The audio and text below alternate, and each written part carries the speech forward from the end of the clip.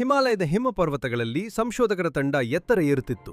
ನಡುಹಗುರಾದ ಆಕಾಶದ ಕೆಳಗೆ ಕತ್ತಲಾದ ಹಿಮದೊಳಗೆ ಒಂದು ಶರೀರದ ಆಕಾರವೂ ಕಾಣಿಸಿತ್ತು. ಗಟ್ಟಿಯಾದ ಹಿಮದೊಳಗೆ ಒಂದು ಮಮ್ಮಿಯ ಶರೀರ ಜಡವಾಗಿ ಪಡಿಕೊಂಡಿತ್ತು.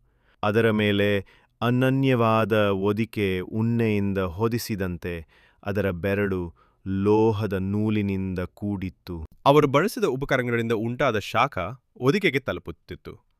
ಅದು ಮಿಂಚು ಬೆಳಕು ಹೊರಗುತ್ತಿದ್ದಂತೆ ಸ್ಪಂದಿಸತೊಡಗಿತು. ಹಿಮ ಚೀರುತ್ತಿತ್ತು. ಹೊದಿಕೆ ಶಾಖದಿಂದ ಗೋಚರಿಸುತ್ತಿತ್ತು, ಜೀವಂತ ವಸ್ತುವಿನಂತೆ. ಆಕಸ್ಮಿಕವಾಗಿ ಮಮ್ಮಿಯ ಕಣ್ಣುಗಳು ಮಿಂಚುತ್ತಾ ತೆರೆಯುತ್ತವೆ. ಪರ್ವತಗಳು ನಡುಗುತ್ತವೆ. ಸಂಶೋಧಕರು ಬೆಚ್ಚಿ ಬೀಳುತ್ತಾರೆ. ಸಾವಿರಾರು ವರ್ಷಗಳಿಂದ ನಿದ್ರಿಸುತ್ತಿದ್ದ ಜೀವ ಜಾಗೃತವಾಗುತ್ತದೆ. ಮಮ್ಮಿ ಎದ್ದು ನಿಂತಿದೆ. ದಿಖಿಲ ತೀವ್ರವಾಗಿ ಅದರ ದೇಹಕ್ಕೆ ತಾಕುತ್ತಿದೆ. ಇದು ಸಂರಕ್ಷಣೆಯಲ್ಲ, ಇದು ಶತಮಾನಗಳಿಂದ ಚಳಿ ನಿದ್ರೆ ಮಾಡುತ್ತಿತ್ತು. ಪ್ರಾಚೀನ ರಾಕ್ಷಸ ಮತ್ತೆ ಬಂದುಬಿಟ್ಟಿದ್ದಾನೆ.